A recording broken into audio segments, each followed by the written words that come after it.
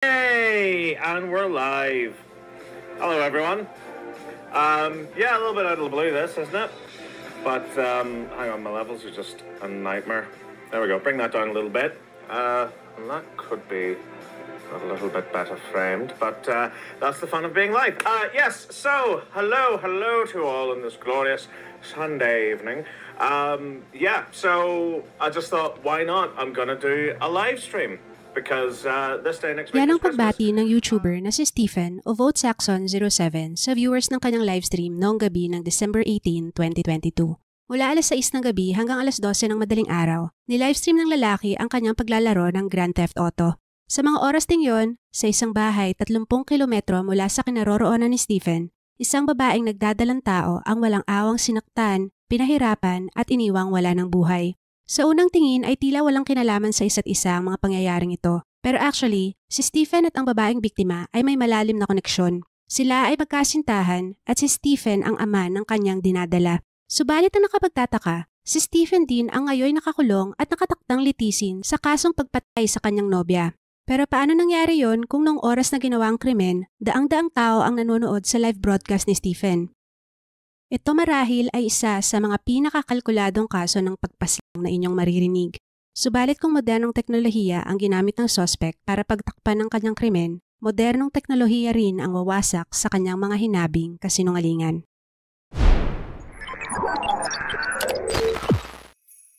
December 18, 2022. Bitbit ang ilang Christmas gift wrappers, si Natalie at ang kanyang asong si River ay naglakad palabas ng bahay ng kanyang mga magulang papunta sa kanyang kotse. Matapos ang masayang araw ng panonood ng World Cup Finals game kasama ang kanyang mga magulang, oras na para umuwi dahil may pasok pa siya kinabukasan. Inihatid siya sa labas ng kanyang ama't ina at bago umalis, nakangiti nitong sinabing, "I'll see you next week." Bakas sa mukha ni Natalie ang kaligayahan. Bukod sa magpapasko na, magkakaroon din siya ng oras para makapagpahinga. Pero higit sa lahat, ang pinaka nagpapasaya sa kanya ay ang buhay sa kanyang sinapupunan. Nasa 15 weeks na ang kanyang pinagbubuntis noong mga panahong yon at sobrang excited na siya na maging isang ina. Ipinanganak sa Craigavon, Northern Ireland noong October 27, 1990, si Natalie McNally ay ang nag-iisang babae sa 4 na anak ni Noel at Bernadette. Dahil unika iha, siya ay lumaking prinsesa ng kanilang pamilya. Sa kabila nito, nanatiling matatag at independent si Natalie sa kanyang paglaki. Siya ay nag-aral ng law bago kumuha ng kursong marketing at pagka-graduate, nakahanap siya ng permanenteng trabaho sa kumpanyang Translink. Sa edad na 32, masasabing successful na sa kanyang career ang dalaga. Kilala din siyang mapagmahal sa mga hayop, lalo na sa kanyang 2 alagang pusa at alagang golden retriever na si River. Nakasama niya kahit saan siya magpunta. Siya, tulad ng kanyang pamilya, ay isa ring sports fanatic, lalo na ng football. Si Natalie ay isa ring strong advocate para sa mga taong may sakit na diabetes. Bilang siya ay isang type 1 diabetic. Sa kabila ng tagumpay niya sa kanyang career, ramdam ni Natalie na tila may kulang sa kanyang buhay. Sakto naman at nakilala niya si Stephen McCullough, 32 years old. Walang lumabas na detalye kung paano nagkakilala ang dalawa. Pero noong August 2022 nagsimula ang kanilang pag-iibigan. Pagkatapos lamang ng napakaikling panahon, nagbunga ang kanilang relasyon. Hindi man inaasahan ng kanyang pagbubuntis, masaya naman si Natalie at ang kanyang pamilya sa balitang ito. Wala namang naisa publikong naging problema sa pagsasama ni Natalie at Stephen. Pero bago tayo magpatuloy, sino nga ba si Stephen McCullough? Napakalimitado ng impormasyon tungkol sa personal na buhay ni Stephen. Ang alam lang natin ay noong 2022, siya ay 32 years old at mag-isang naninirahan sa isang bahay na pinamana sa kanya ng kanyang mga magulang sa Woodland Gardens, 30 kilometers away mula sa bahay ni Natalie sa Silverwood Green. Bukod sa pagtatrabaho sa local media industry bilang isang voice actor, siya rin ay itinuring na isang rising YouTuber. Mayroon siyang nasa 40,000 subscribers sa kanyang YouTube channel na VoteSaxon07, kung saan siya ay nagre-review ng mga games, gadgets, collectibles, at kung ano-ano pang maituturing na bahagi ng geek culture. Pero ang paborito niyang gawa ng content ay kahit anong konektado sa classic sci-fi TV series na Doctor Who. Kung gusto niyo makita ang YouTube channel ni Stephen, available pa ito hanggang ngayon. Para sa content creator sa kanyang level, okay naman ang mga nakukuha niyang views at marami-rami na rin siyang loyal viewers.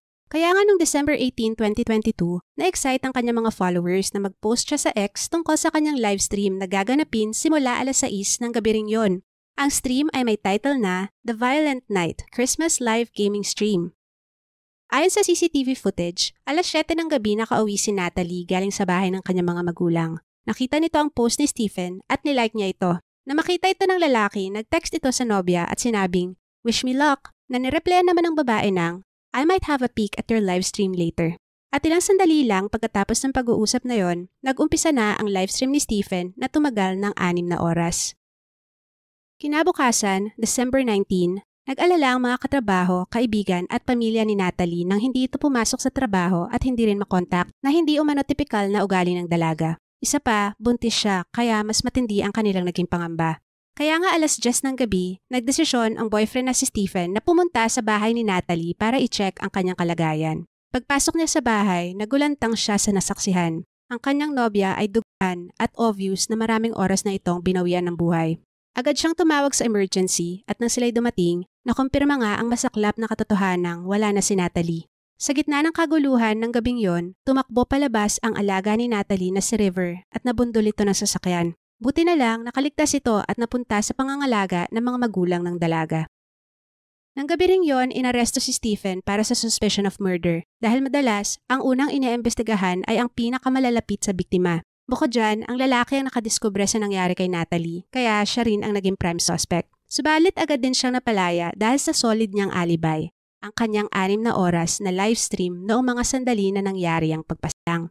Sa initial investigation din na ito ay binahagi ni Stephen ang kanyang paniniwala na ang dating nobya ni Natalie ang responsable sa krimen. Matagal na daw nitong hinaharas ang nobya kaya malaki ang posibilidad na humantong ito sa pagpatay. Agad namang in-interview ang ex-boyfriend na ito pero na-clear siya dahil walang sapat na ebidensya laban sa kanya at napatunayang nasa ibang lugar at may kasama itong ibang tao noong mga oras na nangyari ang krimen.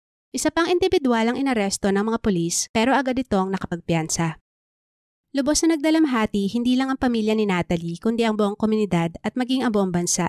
Naging mas masakit pang nangyari dahil tila hirap na mahuli ang walang pusong gumawa nito. Nagdaos ng mga vigils at rally na humihiling ng hustisya para kay Natalie at sa kanyang anak at nag-alok din ng reward na 20,000 euros o 1.2 million pesos ang Crime Stoppers.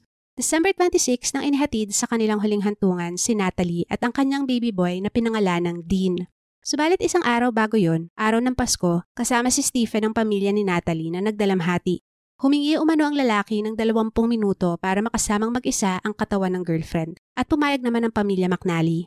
Hindi sila malapit kay Stephen dahil bago pa nga lang ang relasyon nito kay Natalie. Pero naintindihan nila na nagluluksa ang lalaki at nais nitong makapagpaalam ng pribado sa nobya. Inilibing kasama ni Natalie ang kanyang mga larawan kasama ang mga pinakamamahal niyang mga alaga, pati na rin ang isang bib na para sana sa kanyang baby boy na si Dean. Ayon sa mga unang investigasyon, walang senyales ng forced entry sa bahay ni Natalie at wala ring nawawalang gamit. Sa autopsy, napag-alamang pagpukpok sa ulo at mga saksak sa leeg ang ikinasawi ng biktima at nasa 24 hours na itong walang buhay noong nadiskubre ang kanyang katawan. Naglabas sa mga otoridad ng CCTV footage ng isang lalaking nakunan malapit sa crime scene noong gabi ng December 18, 2022. Bandang 8:52 p.m., nakita ang lalaking naka-hoodie at may bitbit na bag na papunta sa direksyon ng bahay ni Natalie. Ayon sa isang kapitbahay ng biktima, bandang 9:00 ng gabi ay nakarinig siya ng sigaw ng isang babae. Around 9:30 p.m. naman, nakita uli sa CCTV ang parehong lalaki na naglalakad palayo sa bahay ni Natalie pero nagpalit na ito ng damit. Sa pagsasapubliko ng CCTV footage na ito, umasa ang mga investigador na mayroong makakakilala sa lalaki o may lulutang na testigo. Pagtawid sa bagong taon, noong January 5, 2023, inannounce sa mga otoridad na nahanap na nila ang patalim na posibleng murder weapon at napag-alaman nila na ito ay galing mismo sa kusina ni Natalie. Ang detalyeng ito at ang nauna ng inilabas na CCTV footage ay tumuturo sa malaking posibilidad na ang gumawa ng krimen ay kakilala at pinagkakatiwalaan ng biktima. Hinala nila, tinarget talaga si Natalie. Dahil sa pinagtagni-tag ng impormasyon na yan, bumalik ang kanilang atensyon sa pinakaunang prime suspect, si Stephen McCullough. At noon ngang January 31, inaresto muli ang YouTuber. Pebrero nang formal na sampahan ng kaso si Stephen para sa pagpatay kay Natalie. At dito na nga nagsimulang magpatong-patong ang ebidensya laban sa kanya. Ang prioridad ng mga investigador ay mabasag ang alibay ng lalaki, ang kanyang December 18 livestream. Sa kanilang search warrant, kasama nilang sinuri ang computer ni Stephen at doon nabuko nila na hindi talaga live ang livestream niya, kundi pre-recorded. Ito ay kinunan December 14 at nakaschedule na ma-broadcast 6 p.m. ng December 18. Kaya pala sa video, sinasabi ni Stephen na hindi siya makakasali sa live chat dahil meron daw siyang technical issues. Napag-alaman din ng mga digital forensic investigators na 5 minuto matapos ma-broadcast ang livestream, dinalit ng lalaki ang pre-recorded video sa kanyang computer. Nang kumprontahin siya tungkol sa kanyang fake livestream, walang choice si Stephen kundi umamin. Oo, pre-recorded nga daw ito, pero hindi ibig sabihin ay siya ang may gawa noon kay Natalie. Marami naman daw ang gumagawa noon at isa pa, noong mga oras daw na yon ay nasa bahay lang siya mag-isa at umiinom at sa kalasingan ay nakatulog daw siya hanggang kinabukasan. Bukod dyan, makikita daw sa phone records niya na hindi siya umalis ng bahay ng mga oras na yon. Ang pahayag naman na yan ni Stephen ang sunod na pinasinungalingan ng mga ebidensya. Sa pamamagitan ng CCTV footages, na-track ng mga investigador ang pinanggalingan at pinuntahan ng lalaking namataan malapit sa bahay ni Natalie. Malakas ang paniniwala nila na ang taong ito ay si Stephen dahil kahit naka-hoodie at naka-mask, tugma ang kanilang physical na description, pati na rin ang paraan ng paglalakad. Ang lalaki ito ay nakitang nanggaling sa area kung saan nakatira si Stephen. Naglakad papunta sa bus stop at naghintay roon ng 15 minuto. Nang sumakay ito sa bus, nahagip ng CCTV ang kamay nito nang nag-abot ito ng bayad sa driver. Ang lalaki ay may suot na dilaw na gloves sa ilalim ng kanyang black gloves. Sa crime scene, nakita ang isang glove print sa dugo ni Natalie na match sa ganoong klaseng yellow gloves. Bumaba ang lalaki sa bus malapit na sa area ni Natalie at nakunan na nga siya patungo sa bahay ng dalaga ng 8:52 at paalis naman mga bandang 9:30 na iba na ang suot. Mula doon ay nakunan pa siya ng ilang CCTV cameras hanggang sa sumakay siya ng taxi. Natunton ng mga pulis ang taxi driver na ito at kinumpirma niya na sinakay niya nga ang lalaking nakunan ng CCTV at nagpahatid dito sa address ni Stephen. 11:13 p.m. nang bumaba ang lalaki mula sa taxi at pagkalipas ng 3 minuto, unang beses na may nag-swipe open manually sa phone ng akusado matapos ang mahigit 5 oras. Ibig sabihin, malaki ang posibilidad na iniwan ni Stephen ang telepono nito sa kanyang bahay para pagtakpan na umalis siya papunta kay Natalie. Iyan ang timeline na nabuo ng mga investigador salamat sa nagkalat na CCTV sa lugar. Napansin din ng mga malalapit sa kaso ang kakaibang ikinilos ni Stephen pagkatapos ng nangyari kay Natalie. Ang mga magulang ng dalaga, nagtataka kung bakit biglang gustong mapalapit ng lalaki sa kanila at lagi itong nakikihalubilo sa kanilang pamilya, gayong hindi naman sila close. Natuklasan ng mga investigador na may 40-minute audio recording si Stephen sa kanyang telepono ng pag-uusap ng pamilya ni Natalie matapos ng pagpanaw nito. Sabi naman ng pamilya, mayroon daw isang beses na naiwan ni Stephen ang telepono nito sa kanilang bahay. Pinaniniwalaan na sinadya ito ng akusado para malaman kung may impormasyon ba ang pamilya tungkol sa kaso o kung pinagdududahan siya ng mga ito. Katakataka rin daw na tila walang interes si Stephen sa kaso ng girlfriend. Niayaw daw nitong magbigay ng detalye tungkol sa kanyang mga nakita noong natagpuan niya si Natalie. Isa pa, tila hindi rin daw akma na wala pang 1 buwan ay balik na sa pag-upload ng YouTube videos ang lalaki. Hindi raw ito kilos ng isang taong ilang linggo lang ay nawala ng mahal sa buhay sa marahas na paraan. Gaya ng inaasahan, nag-plead ng not guilty si Stephen sa kasong pagpasang kay Natalie. Noong September 2024, tumanggi ang korte na gawaran siya ng pansamantalang kalayaan dahil isa daw itong flight risk at may posibilidad na guluhin nito ang investigasyon. Tinawag din siyang manipulative dahil sa level ng pagpaplano niya sa krimen. Kung papanoorin mo ang pekeng livestream ni Stephen, mapapansin mo ang tila pagbibigay nito ng hidden messages tungkol sa krimen na di umano'y ginawa nito. Isa na dito ang paglalaro ng lalaki ng isang side mission sa game kung saan kailangan niyang patayin ang isang babae. I need to kill this bitch. I need to take her down. Bukod dyan, binanggit din bigla ng lalaki ang pangalan ng girlfriend nang walang kahit anong konteksto. Abso-fucking-natly. Abso-fucking-natly. Pero ang pinaka-nakaagaw sa pansin ng prosekusyon ay ang maikling break sa video ng akusado. Sa gitna ng break screen, biglang sumulpot ang poster ng James Bond movie na No Time to Die. Ayon sa report, tinatayang naganap ang pagpasang kay Natalie mula 8:52 to 9:31 p.m. Ang No Time to Die poster ay lumabas around 3 hours and 24 minutes ng livestream, so mga 9:24 ng gabi. Sa mga oras na yan, kasalukuyang nagaganap ang pag-atake sa biktima. Pangungutya at kawalang hiyaan ang tingin dito ng marami dahil akala siguro ng akusado hindi malalantad ang mga kasinungalingan niya.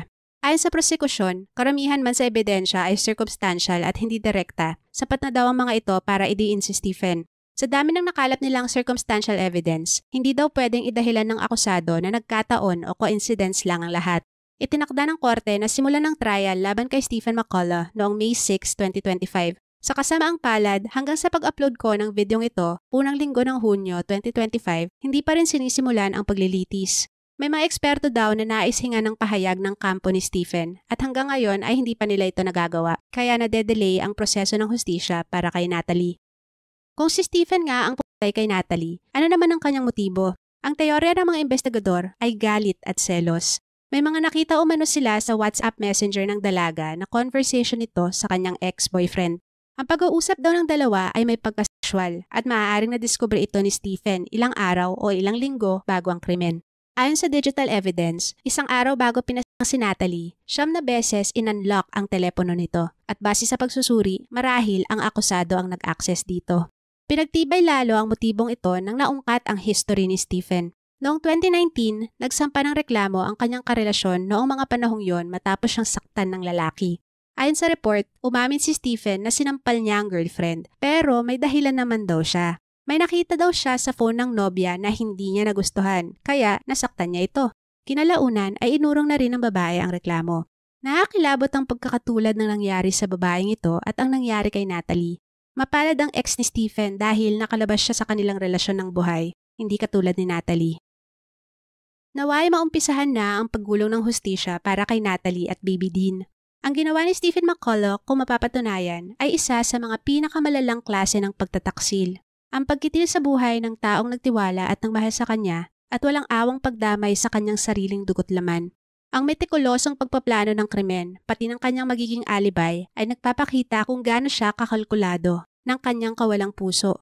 Hindi man maibabalik ang mga buhay na kinuha, sigurado na ang sarap sa pakiramdam na makita siyang maparusahan, na may pamukha sa kanya na kahit gaano katalino at katuso ang tingin niya sa kanyang sarili, sa huli, malalantad pa rin ang katotohanan. Base sa mga ebidensyang nilatag ng prosekusyon, kumbinsido ka ba na guilty si Stephen? Ano kaya ang maaari niyang gawing argumento para labanan ang mga ebidensya at akusasyon na ito? Share your thoughts in the comment section. Please like and share this video kung nagustuhan nyo at huwag kalimutang mag-subscribe. Thank you po sa panonood. Bye!